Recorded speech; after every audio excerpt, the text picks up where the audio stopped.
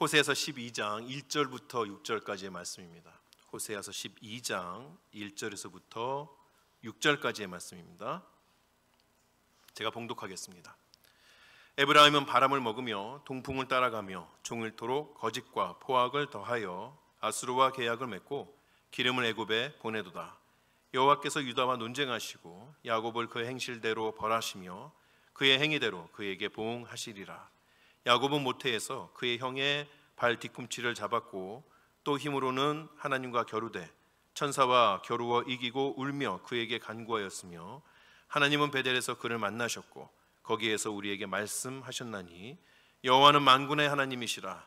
여호와는 그를 기억하게 하는 이름이니라. 그런즉 너희 하나님께로 돌아와서 인애와 정의를 지키며 항상 너희 하나님을 바랄지니라. 아멘. 오늘이 호세아서 강의 13번째 시간입니다. 이제 호세아서도 이제 마지막 부분을 남겨놓고 있습니다. 오늘하고 다음 주일 두 번에 걸쳐서 우리가 함께 봐왔던 호세아서의 내용을 정리하면서 호세아서를 끝내려고 합니다. 그리고 그 다음 주부터는 말씀드린 것처럼 요한계시록 중에서 1장부터 3장까지 서론과 또 7교회에 하나님께서 하시는 말씀을 함께 나눌 수 있도록 하겠습니다. 이 호세아서는 전체 14장으로 14장으로 구성이 되어 있습니다. 14장을 그 구성을 조금 나누어 보자면 1장부터 3장까지는 호세아 가족에 대한 이야기가 나옵니다. 호세아와 그의 아내 고멜에 대한 이야기로 하나님의 그 마음이 전해지는 것이죠. 그리고 4장부터 11장까지는 그 호세아와 아내 고멜의 이야기를 한 것처럼 이스라엘과 하나님과 이스라엘과의 관계에 대해서 쭉 설명해 주는 것을 우리가 볼 수 있습니다. 그리고 오늘 우리가 보는 12장부터 다음 주까지 보게 될 14장 그 내용에 있어서는 앞에 했던 이야기들을 정리하면서 다시 하나님과 그의 백성과의 관계를 이야기해 주는 것으로 호세아서가 끝이 나게 되는 것이죠.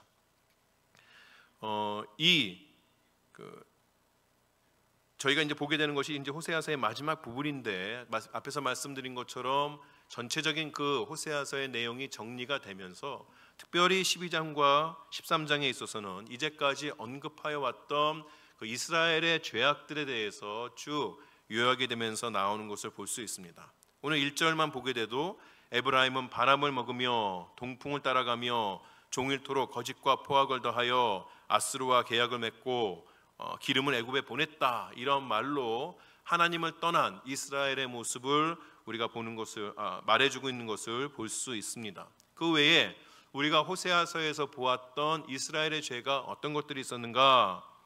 하나님께서 이스라엘을 강하게 하시고 그들에게 풍성함을 주셨을 때에 그들이 그 풍성하게 하신 많은 것들을 주신 그 하나님 앞에 무릎을 꿇고 또 그 하나님만을 섬겨야 했는데 이스라엘은 그렇게 하지 않았던 것이죠. 마음을 나누어서 하나님께도 준다 이야기하지만 그러나 그 가나안 땅에 있었던 수많은 우상들을 그들의 삶으로 모세어 드린 것을 우리가 볼 수 있습니다. 하나님께서 그들에게 풍성하게 하셨을 때에 그 풍성한 것을 가지고 이웃들과 나눠야 하는데 그러지 않았던 것이죠. 오히려 풍성한 가운데서도 더 많은 것을 가지고자 자신의 힘을 이용해서 자신의 물질을 이용해서 다른 사람들의 것을 빼앗으려고 하는 그러한 모습을 가졌던 것이 이스라엘이었습니다. 그것뿐만이 아닙니다. 하나님께서 풍성한 것을 주시면 그 풍성한 것을 가지고 하나님의 일을 할 것이 아니라 오히려 더 많은 우상들을 만들고 더 많은 제단들을 우상을 위해서 만들었던 것이 이스라엘의 모습이었던 것이죠. 이런 이스라엘을 보시면서 하나님께서 그들에게 정신 차릴 수 있는 기회를 계속해서 주셨던 것이죠. 어려움을 주시기도 했습니다. 가뭄을 주시기도 하고 외적의 침입을 주시기도 하고 그들 안에 있어서의 문제를 주시기도 했습니다. 그런데 그럴 때마다 하나님 앞에 돌아오기는커녕 오히려 더 많은 우상을 세워서 그들을 의지하고 주변에 있었던 강대국들을 의지했던 그러한 모습으로 살아오는 것이 호세아에서 계속해서 반복되어 언급되어 왔던 이스라엘의 죄악들인 것이죠. 결국 하나님께서 이스라엘에게 주신 시간이 끝이 나 갑니다. 이제 이스라엘은 얼마 안 있으면 멸망당하게 되는 것이죠. 호세아서의 그 기준으로 볼 때, 그 시간을 기준으로 볼 때에 이제 곧 이스라엘은 멸망하게끔 됩니다. 이스라엘은 끝까지 하나님의 말씀을 듣지 않았습니다. 그들은 자신들의 나라가 쇠약해져 가는 것을 경험했습니다. 이제 마지막이 될 수도 있겠구나. 우리가 한때는 그 좋았던 기억들이 있었지만 그러나 그 모든 것들을 빼앗기는 그러한 날이 오겠구나라고 그런 생각이 들었음에도 불구하고 하나님을 잘 섬기지 않았던 것이죠. 그러한 불안한 마음이 있음에도 불구하고 한편으로는 내가 그래도 하나님의 선민이니 절대 망할 일은 없다라고 이야기하면서 주의 말씀에는 귀를 기울이지 않았던 것입니다. 이렇게 어리석은 이스라엘이지만 그들이 멸망당하는 그 순간까지 하나님께서는 계속해서 선지자들을 보내셔서 이스라엘에게 말씀하십니다. 마지막 그 순간까지, 정말 마지막 그 멸망하는 그 순간까지라도 이스라엘을 설득해서 돌아오게끔 하려는 그러한 하나님의 말씀이 계속해서 주어지는 것이죠. 오늘의 그 말씀에서도 마찬가지입니다.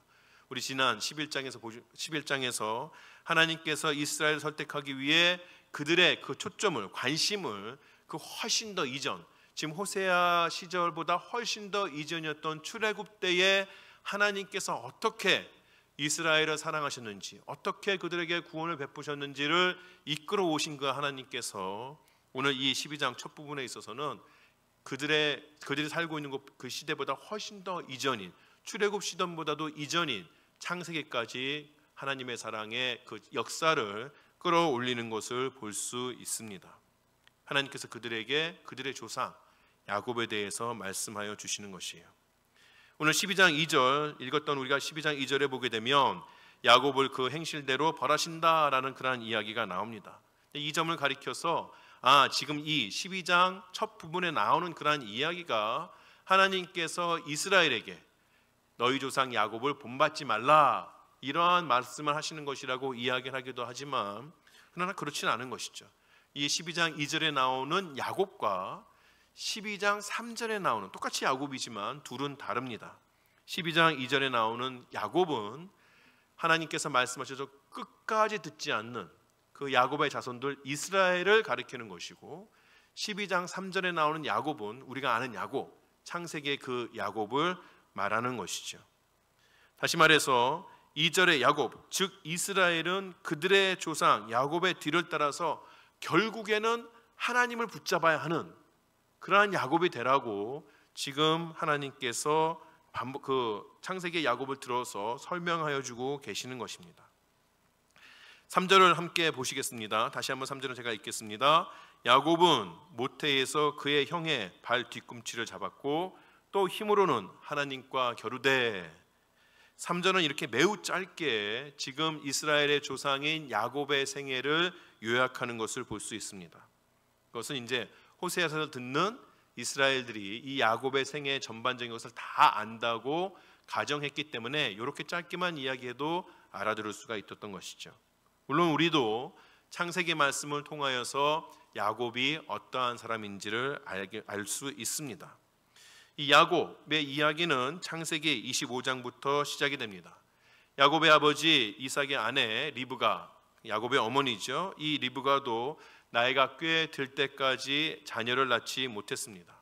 그러다가 임신을 하게 되죠. 마침내 하나님의 은혜를 입어서 임신을 하게 되었는데 이 리브가가 쌍둥이를 그 태중에 가지게 됩니다. 그런데 이 태중에 있는 쌍둥이가 어머니 뱃속부터 서로 싸우기 시작하는 것이에요. 그래서 남편 이삭이 하나님께 묻죠. 내가 도대체 무엇을 해야겠습니까? 그런 이삭의 질문에 하나님께서 뭐 이렇게 해라 저렇게 해라, 뭐 산모에게 이것을 해줘라, 뭐 산모 배에 뭐 손을 얹고 기도를 해라, 뭐 이런저런 이야기를 하는 것 대신에 하나님께서 뭐라고 말씀하시냐면은 나중에 둘이 태어나게 되면 그러면 형이 동생을 섬길 것이다 라고 그런 예언의 메시지를 하나님께서 이삭에게 주게 됩니다. 그래서 정말 그런 하나님의 말씀대로 때가 때에서 아이들이 태어나게 되는데 이 두 번째 나오는 아우가 형의 발 뒤꿈치를 붙잡으면서 나오는 것을 볼 수 있는 것이죠. 그래서 둘째 이름이 발 뒤꿈치를 잡았다는 뜻의 야곱이 되는 것입니다. 이렇게 야곱은 태어날 때부터 뭔가 욕심 많게 누구의 등을 쳐먹을 그런 모양으로 태어나게 됩니다. 참 좀 별 볼 일 없죠. 이제 그러한 인생으로 태어나게끔 되는 것이에요. 그리고는 형의 뒤통수를 때리면서 몇 번이나 때리면서 자기의 욕심을 채워가는 것이죠. 자신의 형에게 죽 한 그릇을 주면서 장자권을 요구하기도 했고, 또 아버지 이삭의 눈을 속여서 장자가 마땅히 받아야 할 축복을 가로챕니다. 물론 그 야곱 자체가 하나님에 대한 그 복의 갈망, 하나님께서 주시는 복에 대한 갈망이 있었다는 것도 우리가 이해할 수 있고, 또 에서, 형이었던 그 에서가 그저 죽 한 그릇에 자기에게 주어진 귀한 장자권을 팔아넘는 그런 어리석음도 이야기할 수 있고, 또 아버지가 눈이 어두워서 분별력이 약해졌던 그것도 이유로 이야기할 수 있는 것이죠. 그렇지만 그 모든 것들을 다 우리가 고려한다고 하여도 이삭이 장자권을 가지기 위해서, 축복을 받기 위해서 했던 그러한 행동들을 아무렇지도 않게 미화하기에는 아무래도 석연치 않은 구석들이 있습니다. 하나님의 백성이라면 무엇보다도 자신들이 하는 그런 모든 일에 있어서 동기가 중요합니다. 내가 왜 이 일을 하느냐, 나는 왜 이것을 하고 싶으냐, 이러한 동기가 상당히 중요한 것이죠. 하나님의 뜻에 맞게 자신의 그 삶의 동기를 삼아야 됩니다. 내가 일을 하는 것, 내가 무엇을 계획하는 것, 그 모든 것들이 하나님과 연관해서, 하나님과 뜻과 관련해서 그 모든 것들을 할 수가 있어야 하는 것이죠. 하지만 동기만큼이나 또 중요한 것이 있다면 방법입니다. 동기가 옳다고 해서 방법은 아무렇게나 해도 된다고 하나님께서 말씀하시지는 않은 것이에요. 우리가 어떤 선한 동기로, 우리 흔히 하는 말로 하나님을 위하여서 어떠한 일을 계획하고 하고자 하였는데, 그 마음은 가졌는데, 계획은 세웠는데, 정말 그것대로 방법이 풀리지 않는, 길이 열리지 않는 그러한 때에 우리는 어떻게 하나요? 때로는 급한 마음에 하나님의 방법이 아닌 세상의 방법을 가져다가 그 일을 위하여서 사용하기도 하는 것이죠. 그러면서 우리 뭐라 얘기하죠? 하나님 다 이해해 주실 거야. 그래도 이게 다 하나님을 위한 일인데, 그렇게 스스로를 합리화하면서 그 일들을 해나가는 경우도 있습니다. 하지만 그런 생각은 하나님께서 주시는 생각은 아닌 것이에요. 선한 동기로 시작했는데 그 길이 열리지 않는다. 그건 어떤 뜻일까요? 하나님께서 더 기다리라고 하시는 뜻이겠죠. 하나님의 방법이 주어질 때까지 하나님 앞에 기도하면서 그 길이 열리기를 바라는 마음으로 하루를 살라는, 준비하고 있으라는 그러한 하나님의 뜻이겠죠. 그것이 아니라면 아무리 자신의 마음에 선한 동기가 있다고 하여도 그 일이 나에게 주어지는 일이 아닐 수 있다는 것입니다. 그러한 모든 것들, 그 상황과 환경 가운데서도 선한 동기에 맞는 선한 방법을 가지고 하나님의 일을 해야 비록 그 결과 자체가 내 마음에 든다 안 든다, 그러한 것들은 우리에게 달려있는 것이 아니기 때문에 그것은 뒤쳐졌는다 쳐도, 그러나 선한 동기, 선한 방법을 가지고 하루하루를 살아나가는 것이 하나님의 뜻을 쫓아 살아나간다고 말하는 그리스도인들의 삶의 모습인 것이죠. 다시 야곱의 이야기로 돌아가겠습니다. 결국 형을 속여서 장자의 복을 가로챘는데, 그랬더니 형이 노발대발하죠. 이 죽일 놈부터 시작해서 정말 당장이라도 일이 벌어져도 이상하지 않는 그런 상황이 되게 됩니다. 그래서 야곱은 집에서 도망쳐야만 했던 것이죠. 어머니가 충고해 준 대로 자신의 외갓집으로 가게 됩니다. 어머니의 고향 아람 땅으로 가게 되는 것이죠. 그 길을 가는 1000km가 넘는, 한 달 넘게 가야 하는 그 길을 가는 중간에 루스라는 곳에서 노숙을 하게 됩니다. 그러다 거기서 하나님을 만나게 되죠. 그리고 하나님께서는 이 야곱에게, 지금 형의 낯을 피해서 도망가는 그러한 야곱에게 귀한 약속을 주십니다. 그 이야기가 창세기 28장에 나옵니다. 창세기 28장 13절부터 15절까지 제가 쭉 봉독을 할 텐데, 하나님께서 어떤 말씀을 하시는지 좀 자세하게 살펴보시면 좋겠어요. 13절부터입니다. 또 본즉 여호와께서 그 위에 서서 이르시되, 나는 여호와니 너의 조부 아브라함의 하나님이요 이삭의 하나님이라. 내가 누워있는 땅을 내가 너와 내 자손에게 주리니 내 자손이 땅의 티끌같이 되어 내가 서쪽과 동쪽과 북쪽과 남쪽으로 퍼져나갈지며 땅의 모든 족속이 너와 내 자손으로 말미암아 복을 받으리라. 내가 너와 함께 있어 내가 어디로 가든지 너를 지키며 너를 이끌어 이 땅으로 돌아오게 할지라. 내가 내게 허락한 것을 다 이루기까지 너를 떠나지 아니하리라 하신지라. 아멘. 야곱이 귀한 약속을 받습니다. 지금 자기가 정말 아무것도 없이 도망치면 그러한 신세에 있지만, 하나님께서 그의 삶 가운데 그의 삶 가운데 매 순간마다 귀한 것들을 이루어 주신다라고 약속하시는 것이죠. 그래서 야곱은 너무나도 감격해서 이미 루스라는 지명을 가지고 있는 그 땅을 가리켜서 하나님의 집이라라는 뜻을 가진 베델이라고 이름을 짓습니다. 여러분, 제가 읽을 때 잘 보셨나요? 이 약속이 얼마나 귀한 약속인지 생각해 보셨는가요? 하나님께서 야곱에게 누워있는 땅을 주시겠다라고 그렇게 이야기하시죠. 너와 내 자손에게 주시겠다라고 이야기하십니다. 지금 자기에게 자손 한 명도 없지만 그러나 그의 자손이 땅에 티끌처럼 많아질 것이라고 약속하시고 번영의 복도 주시는 것이에요.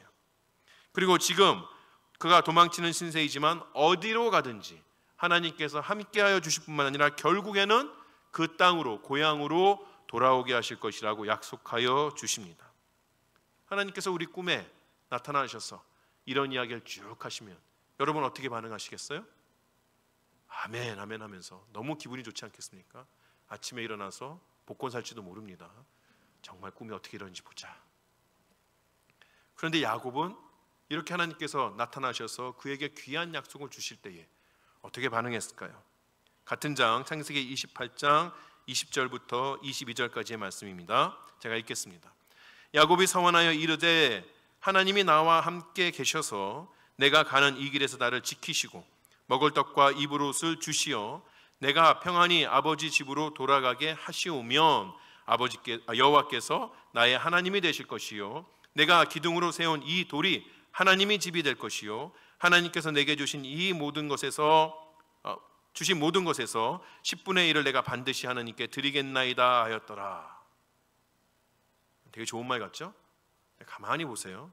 제가 밑줄 하나 쳤습니다. 무슨 단어죠? 하시오면, 그 다음에는 여호와께서 나의 하나님이 되실 것이요. 조건부입니다. 그렇죠? 하나님과 딜을 해봅니다. 지금 자기 아무것도 안 가지고 있고 이런 말만 들어도 은혜가 넘칠 텐데 야곱은 뭐라고 하는가요? 하나님, 내가 두고 보겠습니다. 하나님, 이렇게 말씀은 하셨으나 정말 그렇게 하실지는 내가 내 인생 가면서 두고 보겠습니다.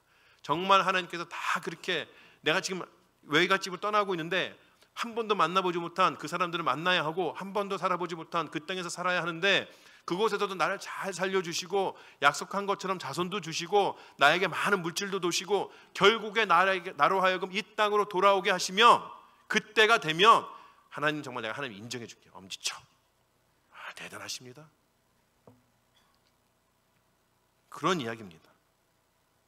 야곱이 하나님을 믿는 믿음이 없지는 않았던 것이죠. 그러나 100% 의지하지 않습니다. 의심을 가집니다.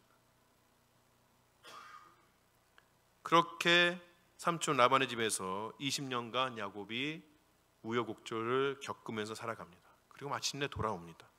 그 돌아오는 길에 다시 하나님을 만납니다. 이번에는 하나님과 씨름을 하게끔 되죠. 날이 새도록 씨름을 합니다. 창세기 32장에 보면 야곱과 씨름을 하는 즉 하나님께서 그를 이기지 못했다고 그렇게 성경은 기록합니다.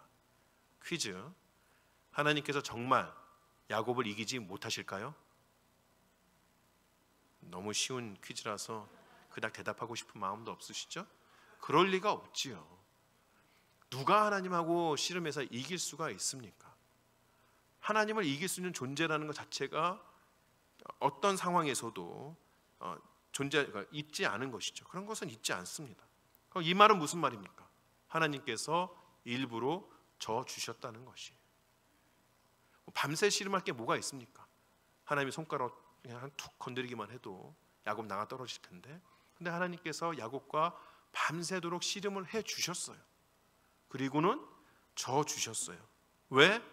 밤새도록 하나님을 붙잡고 있는 그 야곱의 마음을 보셨기 때문에 그런 것이죠. 야곱은 처음부터 그가 하나님인지, 자기가 씨름하고 있는 그 상대가 하나님인지 알지 못했을 것입니다. 근데 씨름하고 있는 동안에 어떻게 알게 됐는지 모르나, 그러나 이 상대가 하나님이라는 것도 알게 되었고, 지금 자기가 하고 있는 이 씨름 자체가 자기 인생에 있어서 정말 자기 인생 통틀어서 아주 큰 의미가 있는 씨름이라는 것을 알게 되는 것이죠. 쉽사리 포기할 수 없었습니다.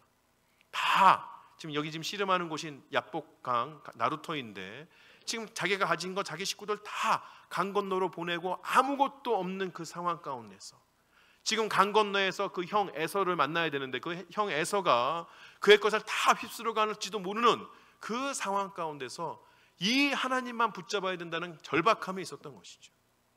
웬만큼 하면 그만할까? 밤새도록 씨름한다는 거, 여러분 지금 우리 뒷뜰에 나가서 씨름하면 몇 분이나 하실 수 있으겠어요? 꼭 이긴다. 80인치 텔레비 하나 드릴게요. 근데 둘 다 이길 수 없는 상황이에요. 너무 비슷해.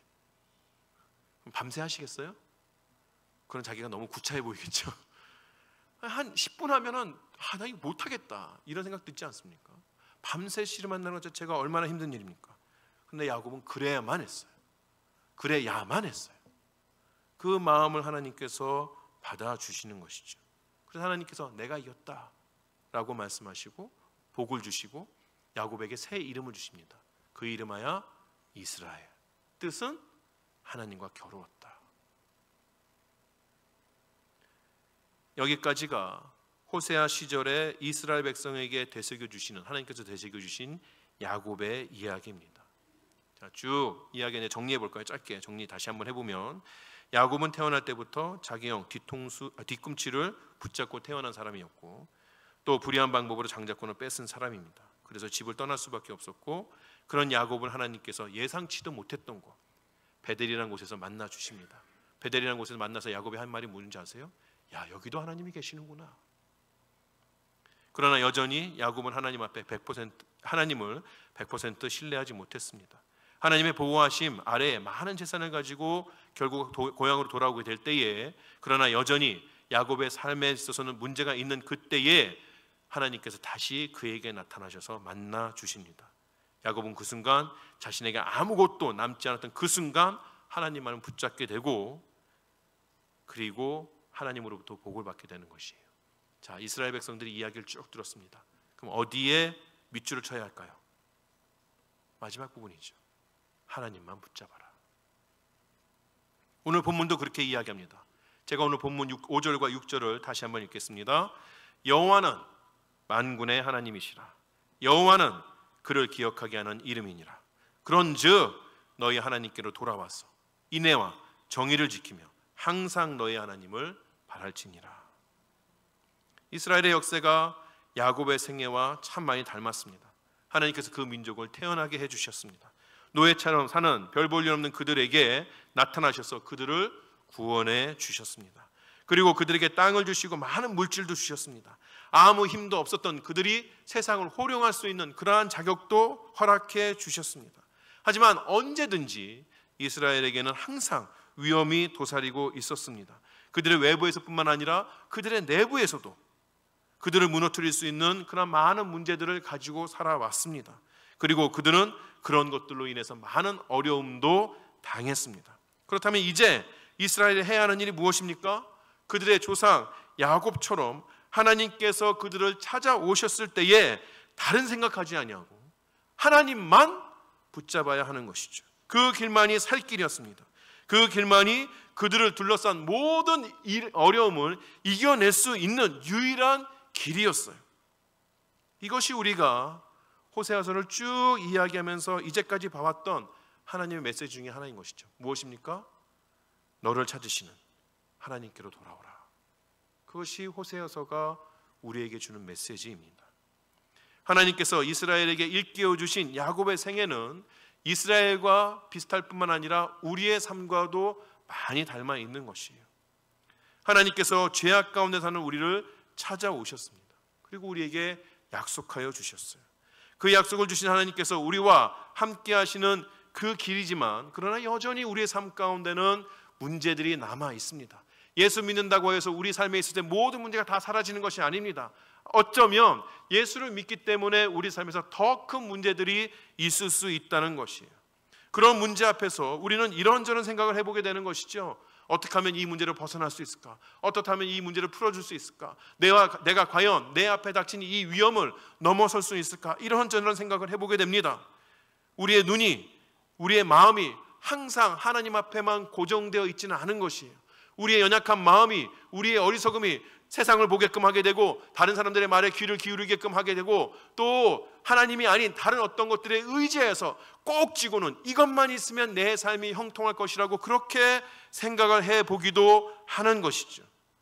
그런 정리되지 않은, 집중되지 않은 마음으로 사는 우리들에게 하나님께서 또 찾아오시는 것이에요.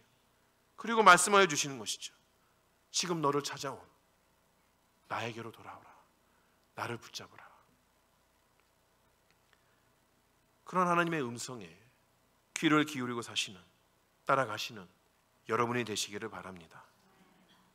안타깝게도 이스라엘은 하나님의 지극하신 노력에도 불구하고 돌아오지 않았습니다. 그들에게 이제 심판이 주어지는 것이에요. 이제까지 호세아에서 계속해서 봐왔던 그 심판의 메시지가 12장과 13장에 또 주어집니다. 대표적으로 오늘 13장 3절을 볼까요? 13장 3절에 보면 이렇게 이야기합니다. 이러므로 그들은, 여기서 그들은 이스라엘이죠.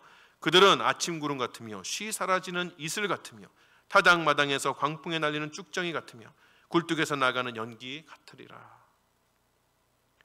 이스라엘은 이제 가진 모든 것들을 다 빼앗길 것입니다. 나라를 잃게 될 것입니다.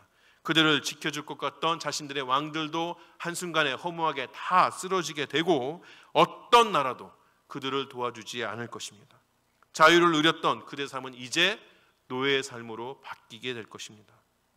그렇다면 이스라엘과 끝까지 함께 하시면서 그들을 돌보실 것이라는 하나님의 약속, 그것과 모든 것을 잃고 비참한 생활을 하게 된 그들의 현실, 두 가지가 전혀 다른 것이죠. 다른 모습인 것이죠. 이 두 가지가 과연 조화가 될 수 있을 것이냐. 결국 이스라엘이 멸망당하는 것으로 이야기가 끝난다면 하나님께서 그들에게 주셨던 사랑, 약속, 이런 것도 도대체 무슨 의미가 있느냐, 이런 질문들을 우리가 하게끔 되는 것이죠. 이것에 대한 대답이 13장의 무시무시한 이스라엘의 멸망을 이야기하는 그 무시무시한 이야기 중에 살짝 들어가 있는 것을 우리가 발견할 수 있습니다. 13장 14절의 말씀입니다. 내가 그들을 스올의 권세에서 속량하며 사망에서 구속하리니 사망아 내 재앙이 어디 있느냐, 스올아 내 멸망이 어디 있느냐, 뉘우침이 내 눈앞에서 숨으리라. 이스라엘은 그들이 행한 대로 벌을 받게 될 것입니다. 그들의 모든 것들을 빼앗기고 멸망당하게 될 것입니다. 어떤 이들은 폐허가 된 그 땅에서 살아야만 하며 어떤 이들은 노예로 잡혀가야만 하고 어떤 이들은 그 모든 것도 없이 그냥 죽임을 당하게끔 되는 것입니다. 그런데 이 비참한 상황이 이스라엘을 향한 하나님의 계획의 끝이 아니라는 것이에요. 하나님께서는 그들을 사망 가운데에서 일으키시겠다고 말씀하여 주십니다. 14절에 보면 사망과 함께 스올이라는 단어가 나오죠. 어떤 분들은 스올이 지옥이다 이렇게 말씀도 하시는데 사실 구약 성경 전체를 보게 될 때에 스올이 지옥을 가리키는 말이 되기도 하지만 그러나 그렇지 않은 경우가 훨씬 더 많습니다. 그냥 스올은 유대인들이 사람이 죽으면 가게 되는 곳, 그 영혼이 가게 되는 곳, 그러한 뜻이에요. 그러니까 하나님의 백성이나 하나님의 백성이 아닌 자나 다 죽으면 스올로 내려간다 이렇게 이야기를 하는 것이죠. 그러니까 오늘 14절에 나오는 사망과 스올은 같은 이야기라고 같은 단어라고, 같은 뜻이라고 볼 수 있습니다. 이렇게 같은 뜻의 같은 뜻을 다른 두 단어로 반복해서 사용하시는 것은 하나님께서 그 일을 반드시 이루시겠다는 반복적인 의지의 표현이 되는 것이에요. 하나님의 강력한 의지를 나타내는 겁니다. 사망아 내 재앙이 어디 있느냐, 스올아 내 멸망이 어디 있느냐, 반어법이지요. 죽음도 이스라엘을 향한 하나님의 뜻을 막아설 수 없다는 그런 하나님의 강력하신 의지를 이야기하는 겁니다. 하나님께서 이스라엘을 위해 세우신 계획은 죽음도 멸망으로 끝이 나는 것도 아니라는 것이에요. 지난주에도 말씀드린 것처럼 이스라엘이 그들의 죄와 고통 가운데 있는 그 시간에도 하나님께서는 그들을 떠나지 아니하시고 그 고통의 시간에 함께하여 주신다는 것이죠. 그리고 인내하심으로 결국 그들을 일으키고 마실 것이라는 것이죠. 이제 이스라엘이 멸망을 당합니까? 그들의 모든 것들을 다 빼앗깁니까? 하나님께는 전혀 문제가 되지 않습니다. 하나님께서는 어떤 환경에서도 누구의 손에서도 그의 백성들을 찾아오실 것이기 때문에 그런 것이에요. 반드시 다시 일으키실 것이기 때문에 그런 것이죠. 이것이 호세아서가 우리에게 주는 두 번째 메시지입니다. 하나님 안에서 소망을 가져라. 우리가 본 이 호세아서 13장 14절의 말씀은 우리에게 좀 친숙한 말씀이기도 합니다. 왜냐하면 고린도전 신약성경 고린도전서에서도 이 말씀이 인용이 되기 때문에 그렇습니다. 고린도전서 15장 55절에 이렇게 이야기하죠. 사망아 너의 승리가 어디 있느냐? 사망아 내가 쏘는 것이 어디 있느냐? 이 말씀은 우리가 어디서 많이 보게 되죠? 장례식에서 많이 보게 되죠. 왜냐? 이 고린도서 15장의 말씀이 신자의 부활에 대해서 이야기하고 있기 때문에 그렇습니다. 인간에게 있어서 가장 큰 두려움은 사망입니다. 우리가 이제 흔히 이야기하는 육체적인 사망을 이야기할 때도 있죠. 그러나 그 외에 관계적인 사망, 정신적인 사망을 겪기도 합니다. 때로는 우리가 관계적으로 아무것도 가지지 못해서 정말 죽은 것 같이 느껴져서 자기 육신의 목숨을 끊는 그러한 경우도 있는 것이죠. 사망이라는 것은 우리 인간이 넘어야 하는 가장 큰 그러한 장애물로 우리에게 주어지는 것입니다. 그러나 이제는 그리스도 안에 있는 신자들에게는 이 사망이라는 것이 아무 문제가 되지 않는다는 것이에요. 전혀 힘을 쓰지 못한다는 것이죠. 그리스도께서 그 사망을 이기시고 그를 따르는 신자들에게 자신이 이긴 그 승리를 나누어 주시기 때문에 그렇습니다. 예수 그리스도 안에 있는 신자라면 사망을 넘어선 소망을 가질 수가 있다는 것이에요. 내 인생에 문제가 있습니까? 이제까지는 잘 버텨왔는데 더 이상 버티지 못할 것처럼 그런 생각이 들 때도 있을 수 있겠죠. 내 앞에 있는 문제가 있는데 그 문제를 풀어나가기에는 내가 가진 것도 내 능력도 내 주위에 어느 누구도 도움이 되지 못할 것처럼 그렇게 생각되는 때가 있을 수 있는 것이죠. 더 이상 내가 살아서 무엇을 하겠는가? 하루하루 다람쥐 쳇바퀴처럼 사는 내 인생에 무슨 의미가 있겠는가? 그냥 죽지 못해 사는 것처럼 느껴질 때가 있는 것이죠. 그런데 그때가 바로 하나님을 붙잡을 때라는 것이에요. 그때가 바로 하나님 안에서 소망을 둘 때라는 것이죠. 내 앞에 어떤 일이 벌어질지 우리가 다 알지 못합니다. 우리 중에 그 누구도 오늘 밤을 장담할 수가 없습니다. 우리 중에 그 누구도 우리가 세워왔던 그 황금빛 같은 계획이 이루어질지 알 수 없어요. 그렇게 우리가 한 치 앞도 볼 수 없는 운명이지만 그러한 마음으로 살아가는 연약한 존재이지만 그 가운데서도 오늘 우리를 이기게 하시는 사망을 넘어가게 하시는 그 하나님 앞에서 소망을 두면서 주께서 우리에게 주신 인애와 정의를 지켜나가는 것, 그것이 오늘을 사는 우리들의 할 일이라고 말할 수 있는 것이죠. 하나님께서는 이 시대를 사는 우리에게도 야곱을 보여주시면서 말씀하여 주십니다. 하나님을 붙잡으라. 그리고 그 안에서 소망을 가져라. 하나님의 능력과 지혜를 바라보라. 그가 반드시 이루실 것이다. 이것이 오늘 이 세상을 살아가는 우리에게 주어진 삶의 해답입니다. 우리에게 어떤 문제가 주어지든 어떤 상황 가운데 있든지 우리에게 주어진 대답은 딱 이거 하나뿐이에요. 우리를 찾아오신 그 하나님을 바라보고 그 하나님을 영접하고 그가 주시는 소망 안에 살라. 그거밖에 없습니다. 이번 한 주간 동안 우리를 찾아오시는 그 하나님을 맞이하며 그분 안에 소망을 두고 인내하고, 그러나 그 인내 가운데서도 기쁨과 평안으로 주와 동행하시는 여러분 되시기 바랍니다. 기도하시겠습니다.